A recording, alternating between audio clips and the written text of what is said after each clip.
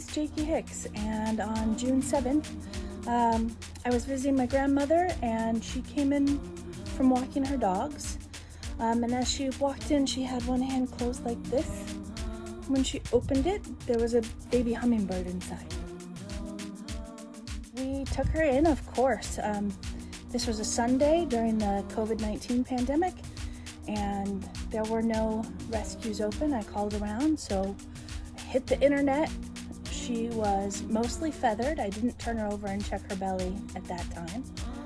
She was mostly feathered, and we mixed up some nectar, some sugar water for her.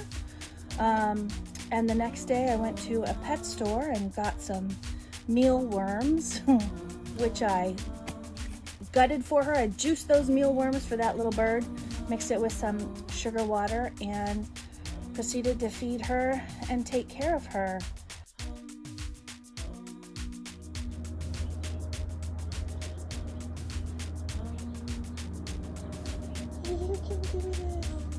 She quickly became attached to me, and she would ride around on my shoulder when I was going about my day, moving through the house, moving through the neighborhood.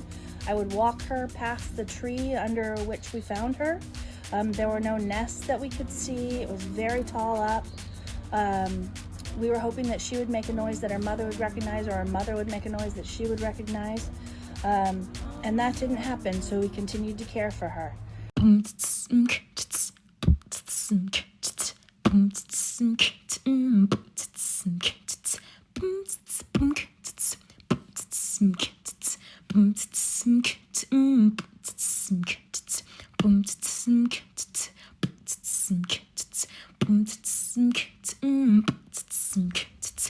Good morning, Miss Tippi. How you doing today, sweet one? You've had your worms. You've had some sweet nectar. Ready to start the day. All right, baby, let's go. I made her a perch out of a soldering tool holder and some branches, and I would bring in nectar producing flowers for her to practice her nectar extraction techniques, and she just very quickly stole my heart. We formed a bond. Within the first couple of days, it was clear that she preferred to sit on my shoulder or on my chest, as opposed to her perch for everything but at night. Tippi fell down. This is her time to get up. That's why she's not ready to be in the wild yet. So I'm going to pick her up and take her to some more flowers. Ready, Tippi? We never kept her in a cage. She was always had the run of the room. At night, I would put her in a picnic basket to protect her from other animals that lived in the house, but other than that, she had the freedom to fly at any time. I would walk outside with her regularly, and she would ride along right on my shoulder. She would peep when she was hungry, and I was the mealworm slurry express 3 times a day for her. My sister has a farm called Jackson's Refuge and Recovery, and it's a rescue and refuge for animals who have been displaced for a number of reasons.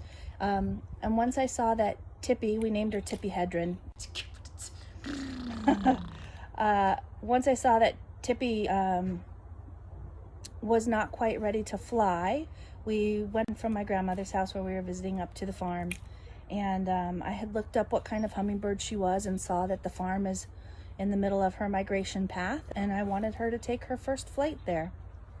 So we got to the farm. I would take her outside every day. There are already hummingbird feeders that have been established for years on the farm property, so multiple hummingbirds use them. I would take her out on the porch and sit her again, not restraining her in any way. She wasn't in a cage, even on the porch. I would put her little perch on the railing, and the other hummingbirds would fly around her, and that's how she learned to use the feeder. Yes, ma'am. Oh, I'm so proud of you. It's so great. Are you getting a video? Yeah. Oh my God, that's so great. Get in there, Tippi girl. Good job. Here comes a neighbor. Oh my goodness. That was Did you see amazing. that neighbor bird? We just had an amazing bond. I tried to release her several times, and after a few hours, she would let me know that she wasn't ready by peeping her hunger peep and flying back to me. She flew down from the tree, down to my shoulder, came into the house. On another occasion, she was attacked midair by another hummingbird. Hummingbirds are very aggressive. And I watched another hummingbird take her down to the ground, to the dirt. So when I came over to see how she was doing, she was grateful and relieved to hop into my hand and spend a few more days inside. You can come to me. Hi, sweet baby girl. Oh, hi, my gorgeous friend.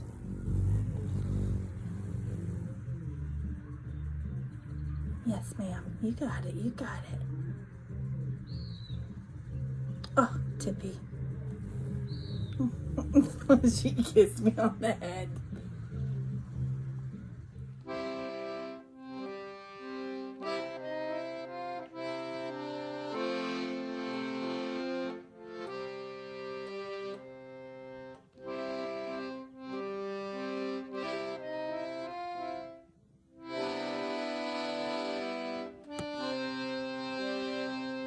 How you feeling now, sweet pea? And we got to spend this very magical 22 days together until we removed the screen of the perch she was used to being on, and off she flew. And I hope she comes back. I was really surprised at how many people responded to and resonated with the story of this tiny little creature who really touched a lot of hearts. And it was a magical experience that I'll remember for the rest of my life.